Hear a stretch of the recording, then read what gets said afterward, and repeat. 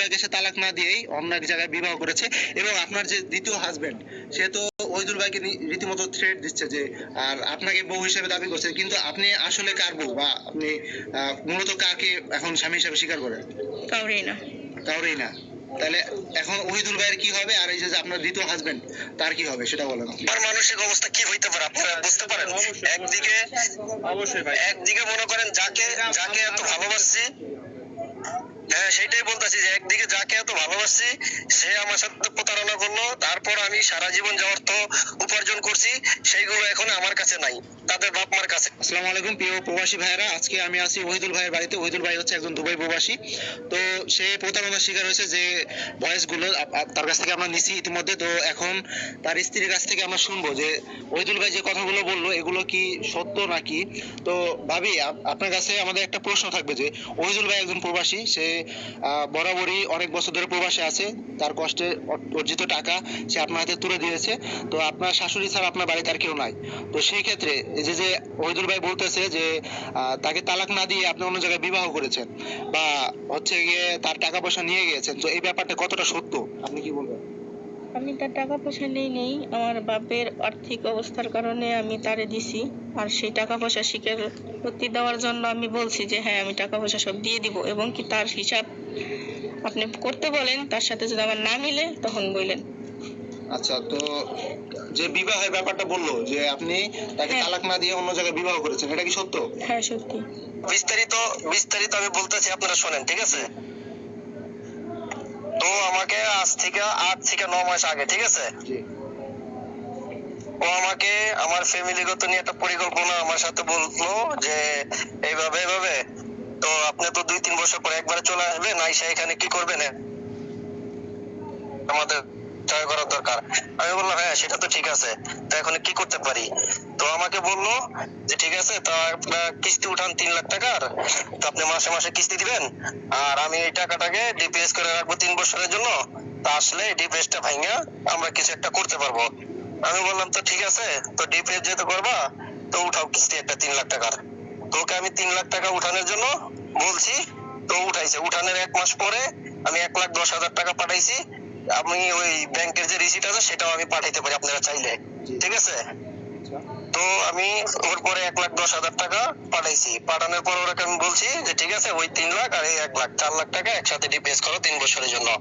ও বলছে ঠিক আছে। এইটা গেছে।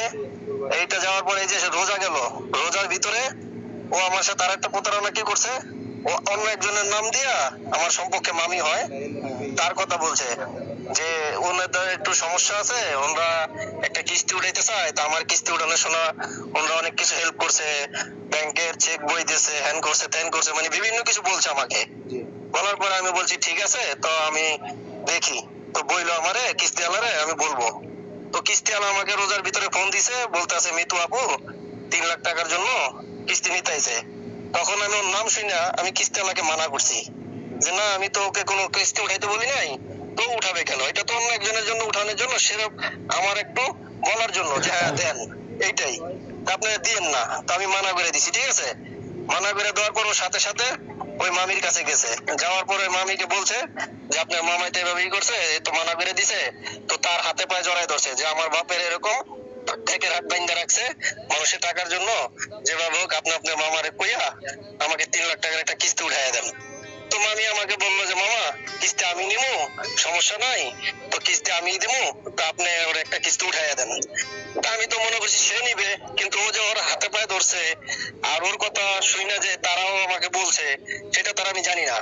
তো আমি ফের কিস্তি আলারে ফোন করে বলছি ঠিক আছে দাদা, আপনি ওকে 3 লাখ টাকা দেন, কিস্তি তো দিবে আপনাকে, সমস্যা নেই। এই 3 লাখ টাকা এখন আমি শুনি যে কিস্তি তারাও নেয় নাই, এমনকি কিস্তি ওই নিছে। ওই 3 লাখ টাকা 3 লাখ টাকা করে 6 লাখ টাকা দুইবার নিছে, আর আমি দিছি 1 লাখ টাকা। এই 7 লাখ টাকা ওর কাছে। আর আরো 3 বছর আগে 60,000 টাকার একটা ডিপিএস আমি করছিলাম, ঠিক আছে?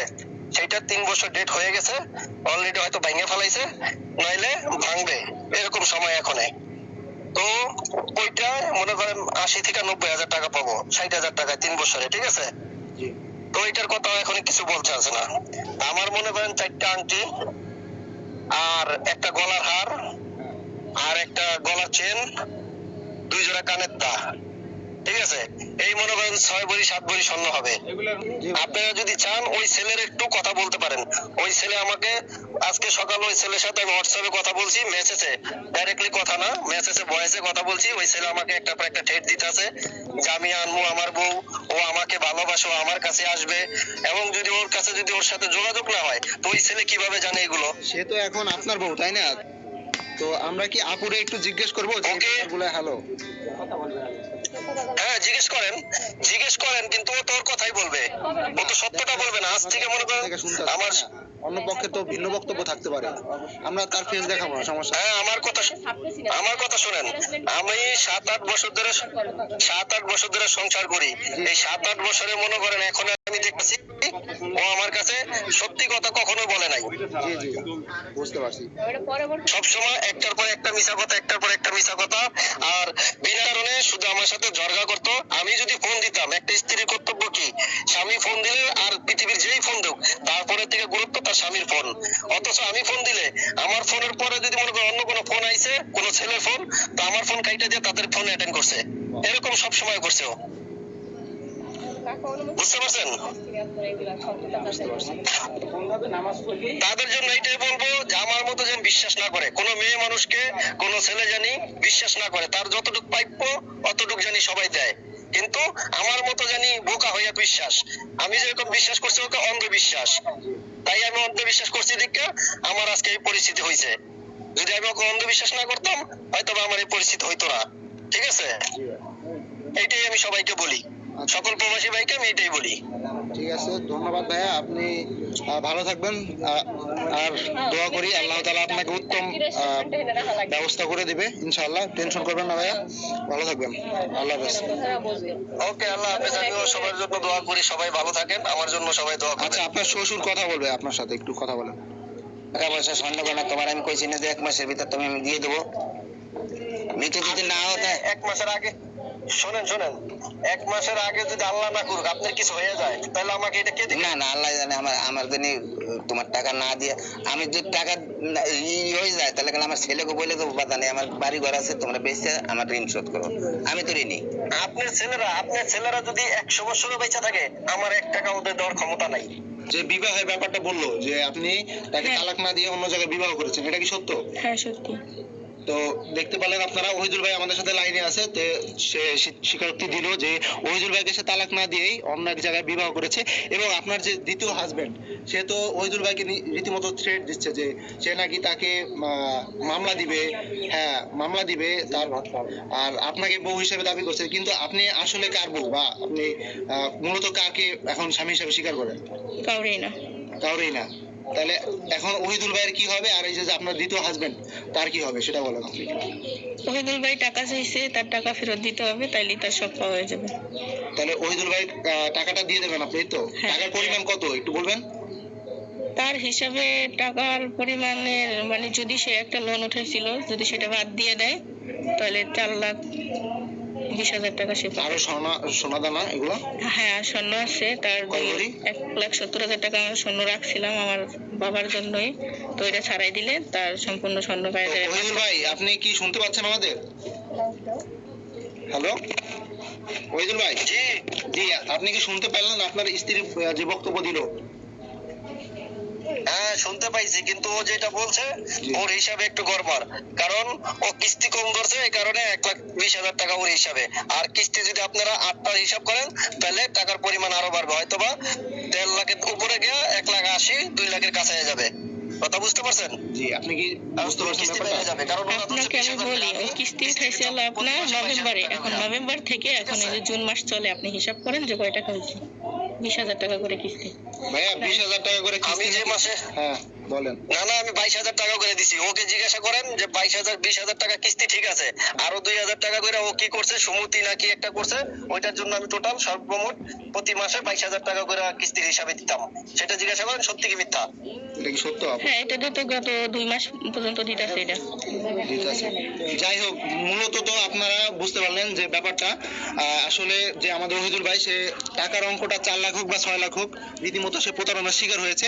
তো সেটা, হ্যাঁ হ্যাঁ, টাকা যেটাই পাক, 1 টাকা পাক আর 2 টাকা পাক, সে মূলত প্রতারণার শিকার হচ্ছে একজন প্রবাসী হিসাবে।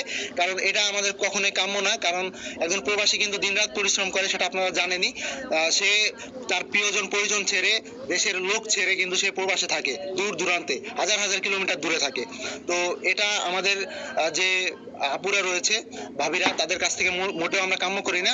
সো দেশবাসীর কাছে আমাদের একটাই অনুরোধ, যেন এরকম ঘটনা আর দ্বিতীয়টি না ঘটে এবং কখনোই যেন একটা পরিবার এভাবে না ভেঙে। প্রিয় প্রবাসী ভাইরা, আমরা কখনোই চাই না যে ফেসবুককে আদালত বানাতে বা ফেসবুকে এসে আমরা আইন কানুন এগুলা শিখাবো বা হচ্ছে একটা যে কোনো বিচার ফয়সালা করবো, এরকমটা না। আমরা এখানে এই ভিডিওটা দেওয়ার একটাই উদ্দেশ্য, সেটা হলো আমাদের যারা প্রবাসী ভাইরা রয়েছে তারা কখনোই এভাবে যেন প্রতারিত না হয়। চিন্তা করতে পারেন, তার বউ তার টাকা দিয়ে অন্য ছেলেদের সাথে কক্সবাজার ট্যুরে যেত ঘুরতে। So, এরকম ঘটনা যেন আর কখনো না ঘটে, কখনোই যেন তারা আর যেন প্রতারণার শিকার না হয়।